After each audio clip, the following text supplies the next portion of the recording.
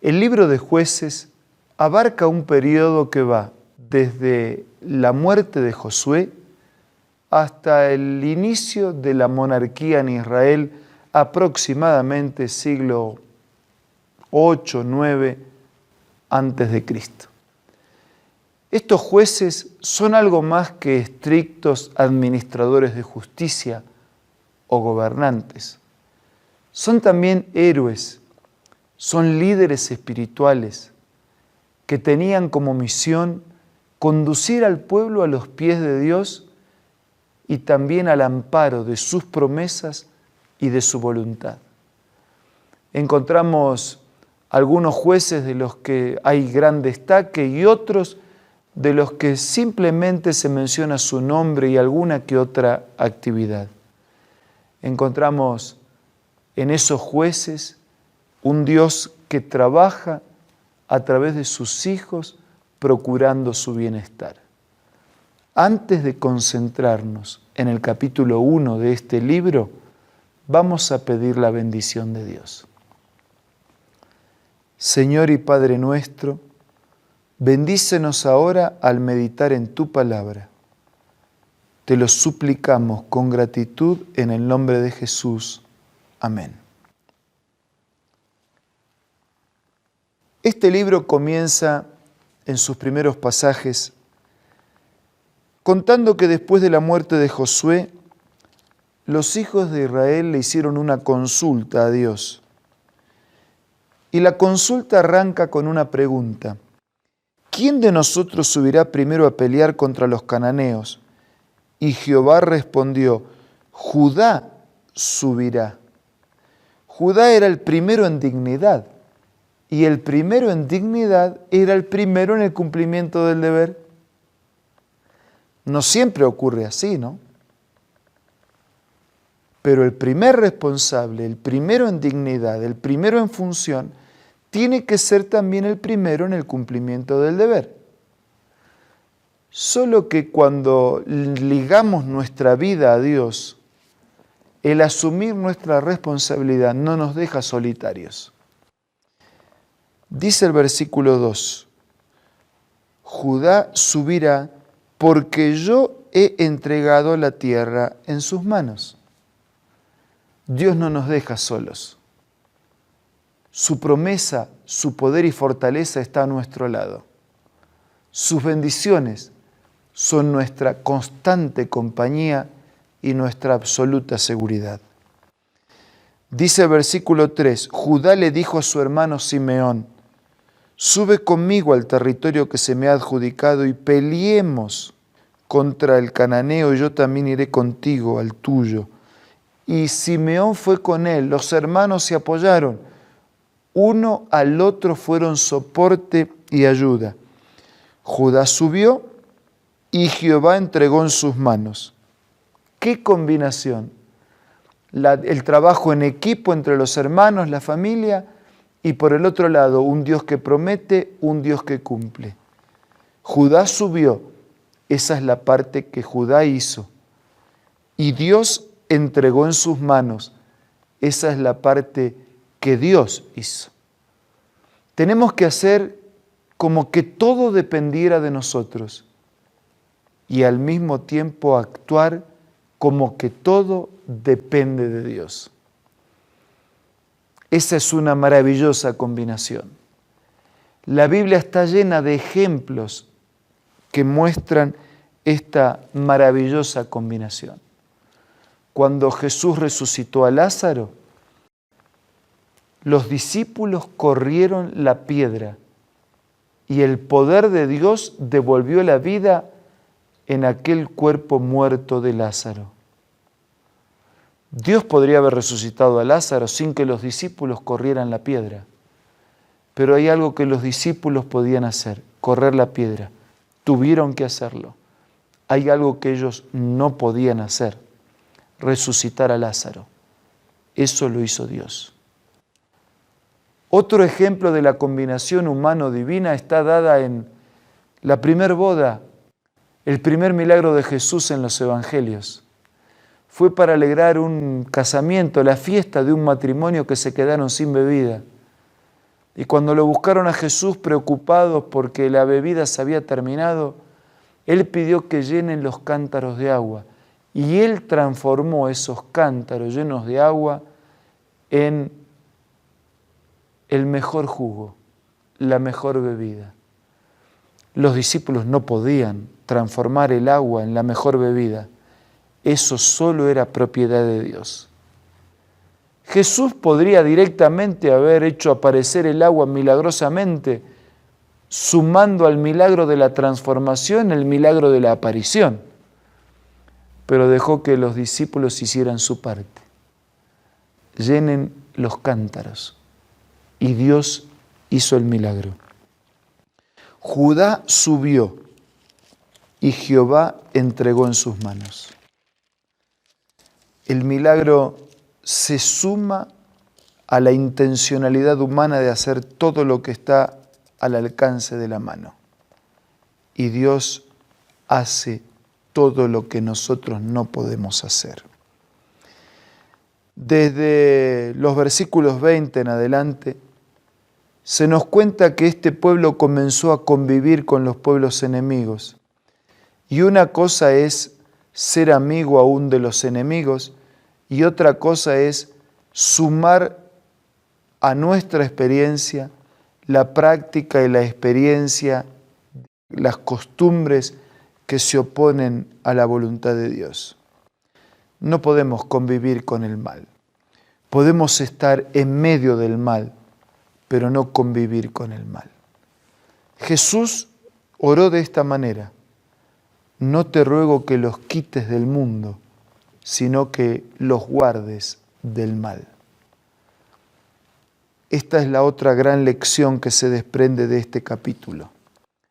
No da cómo convivir con el mal, cómo convivir con las costumbres que se oponen a la voluntad de Dios y al mismo tiempo pretender amar, servir y obedecer a Dios. No da como para permitir que el mal habite en nuestro corazón y al mismo tiempo pretender que el bien de la presencia de Dios nos acompañe. O le damos todo el lugar a Dios, o si le damos un lugarcito al enemigo de Dios, el enemigo terminará desocupando a Dios de nuestra vida. ¿A quién le has dado lugar en tu existencia? ¿Qué costumbres, qué prácticas, qué hábitos, qué actitudes, qué disposiciones te acompañan desde tu amanecer a lo largo de todas las horas del día, en todos los momentos y en todos los lugares? Necesitamos tener una experiencia nueva en Dios. Necesitamos resolver no convivir con el mal para que el mal no nos gane la partida. Necesitamos trabajar en equipo con Dios, hacer nuestra parte, como si eso fuese todo, y entender que finalmente eso es nada. Y entonces permitir que Dios haga todo. Y ese todo de Dios será el todo de nuestra vida. Queridos amigos, es muy grato volver a encontrarnos aquí por La Nuevo Tiempo en su programa Creed en sus Profetas. Estamos hablando justamente del consejo inspirado que Dios nos da a todos nosotros a través del espíritu de la profecía, y para esto tenemos la presencia del pastor Bruno Razo, a quien le damos la bienvenida.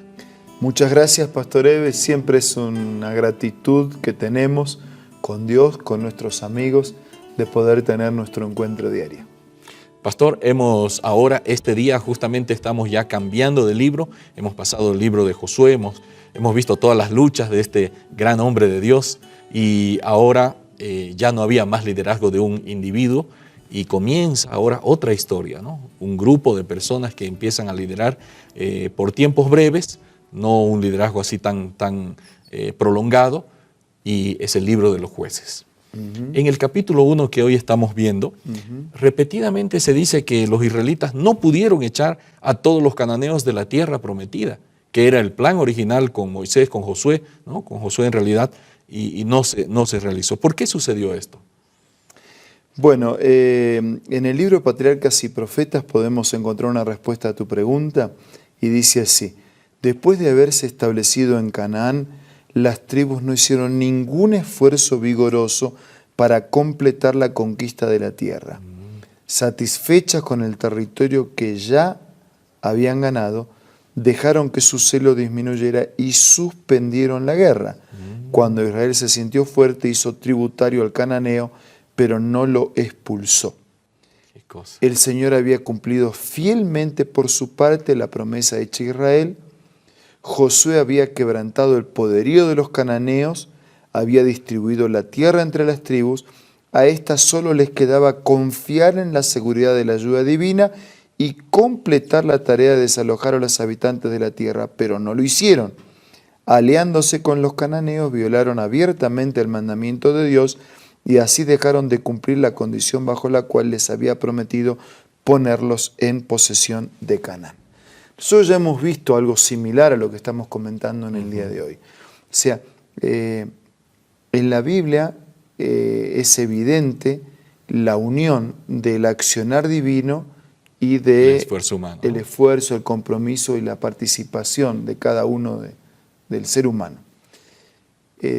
Se había hecho, la gran tarea estaba hecha, pero cada tribu tenía que terminar la tarea, claro, tenía que completar la tarea, terminar de desalojar. Y bueno, en lugar de completar el trabajo, prefirieron hacer alianzas, distraerse, jugar, porque a veces pasa, ¿no?, con una generación que transmite una herencia y como el esfuerzo lo hizo otro, no se da tanto lo valor. aprovecho, lo malgasto, Claro. y al final el nieto termina no teniendo nada, ¿no?, porque el hijo lo despilfarró todo. Entonces, algo parecido pasó aquí. No completaron, no hicieron su parte. Comenzaron a distraerse, comenzaron a hacer alianzas con pueblos paganos, incrédulos, que no hay ningún problema en que nos relacionemos, que nos vinculemos, que hagamos de bendición, de ayuda, que seamos una influencia para ellos. El problema es cuando otros que no creen terminan influenciándonos en su incredulidad y en su paganismo, en su mundanalidad a nosotros. Eso quiere decir, pastor, que la sal fue perdiendo su sabor, la luz se fue apagando y en vez de subyugar, hicieron alianzas y permitieron que la influencia empezara a penetrar en la vida de los israelitas. Eso ocurrió. Lo que pasa es que, usando la ilustración de la luz, la segunda que mencionaste, el israelita, nosotros, no tenemos luz propia. Claro. Nosotros reflejamos la luz que viene de Dios. Entonces, nosotros iluminamos siempre y cuando estemos conectados. O recarguemos las baterías si usamos la otra manera de dar luz. Claro. Entonces, si yo no recargo la batería y no estoy conectado a la fuente, poquito a poquito termino siendo tan oscuridad como la otra oscuridad. Qué triste, ¿no? Realmente era muy triste esta condición, que no solamente no llegaron a expulsar a todos, sino que hicieron alianzas, algo muy contradictorio. Ahora viene una pregunta: ¿cuál era la condición primordial para que Israel pudiese vencer a todos los pueblos cananeos? Voy a leer también buscando la respuesta a tu pregunta. Se les aseguró que mientras permanecieran obedientes, Dios subyugaría a sus enemigos delante de ellos. Yo enviaré mi terror delante de ti, turbaré a todos los pueblos donde entres, haré que todos tus enemigos huyan delante de ti, enviaré delante de ti la avispa que eche de tu presencia al heveo, al cananeo, al eteo. No los expulsaré de tu presencia en un año, para que no quede la tierra desierta ni se multipliquen contra ti las fieras del campo. Poco a poco los echaré de tu presencia hasta que te multipliques, hasta que tomes posesión de la tierra. Pondré en tus manos a los habitantes de la tierra y tú los arrojarás de delante de ti. No harás alianza con ellos ni con sus dioses. En tu tierra no habitarán, no sea que te hagan pecar contra mí sirviendo a sus dioses, porque te será tropiezo. Estas instrucciones fueron reiteradas de la manera más solemne por Moisés antes de su muerte y fueron repetidas también por Josué. O sea, el mensaje era claro a través de Moisés, a través de Josué. Dice, iba a haber un proceso. Dios iba a hacer su parte, ellos tenían que hacer su parte. Claro. Pero ellos, en lugar de hacer su parte, se distrajeron, dejaron de trabajar, dejaron de actuar con responsabilidad, empezaron a hacer alianza con esos pueblos. Pero al hacer alianza con esos pueblos, en lugar de ser ellos una influencia para acercarlos a Dios, permitieron que los otros fueran una influencia que desalojó a Dios de la vida de ellos. Entonces, no solo hicieron alianza con esos pueblos, sino que hicieron alianza con esos dioses. Y entonces se desconectaron de la fuente verdadera de luz, claro, y se conectaron a una fuente de terror, de horror, de oscuridad. Entonces, desconectados, su comportamiento ya no reflejaba obediencia y aceptación de la voluntad de Dios. Entonces, una cosa es consecuencia del otro. Dice que fue reiterada el consejo de que ellos tenían que hacer su parte. Dios les dio el primer empujón con Jericó, ¿no? Luego de su arrepentimiento, de su pecado, el pecado de Acán, les dio otro empujón con Jai y las otras ciudades. O sea, llegaron a tomar la mayor parte de la tierra, pero había sectores que ellos tenían que conquistar. No lo hicieron. Dice claramente la cita que nos ha mencionado que fue reiterada la instrucción de manera muy solemne por Moisés, por Josué, pero ellos no lo hicieron. La obediencia es un requisito para recibir la bendición de Dios. Totalmente, totalmente. O sea, Dios siempre reitera sus orientaciones. Dice, te voy a decir esto por única vez y nunca más. Sería bueno que de primera escuchemos y obedezcamos. Pero Dios, que conoce nuestra fragilidad, nuestra humanidad, nos dice, después reitera lo que nos dice, vuelve a reiterar, después hace una amonestación, después hace una advertencia, después nos hace probar un poquito del jugo que fabricamos con nuestras propias manos. Claro. Y cuando vemos que es un tóxico y un veneno, vuelve el Señor para curarnos, para restaurarnos, para volver a llamarnos la atención, para volver a colocar nuestros pies en el camino. Si hay algo que Dios reitera en su palabra, es su amor, su misericordia, su llamado al arrepentimiento. Por eso dice que Dios, su misericordia se prolonga de generación en generación. Con esa idea, ¿no?, que es tan importante, muchas veces olvidamos lo que tendríamos que recordar y recordamos lo que tendríamos que olvidar. Importante, amigos, ustedes pueden ver cómo Dios usa este sistema de reiterar las amonestaciones, los consejos para todos nosotros. Amigos, yo quisiera hacer una invitación simple así, pero de corazón, a que recordemos siempre la promesa, el mandato, la orientación, la instrucción de Dios. Recordemos siempre. Por favor, no lo olvidemos. De lo que sí podemos olvidar es aquellos pecados que Dios ya ha perdonado. Solo recordemos para no volver a cometerlos. Ahora vamos a hablar con Dios. Señor, te pedimos perdón porque a veces nos olvidamos de tu palabra, de tu mandato, de tu voluntad. Y te pedimos fuerzas para recordarlas siempre. Pero que ese recordativo no sea intelectual solamente, que sea un recordativo experimental en nuestra vida. Amén. Que practiquemos tu mensaje, que lo internalicemos, que lo incorporemos, que lo compartamos y que de esa manera vivamos la vida que tú quieres que vivamos. Gracias, Señor, porque no desistes de amar y gracias porque reiteras y reiteras tu misericordia para salvarnos y hacernos bien. Te pido, te agradezco todo en el nombre de Jesús. Amén.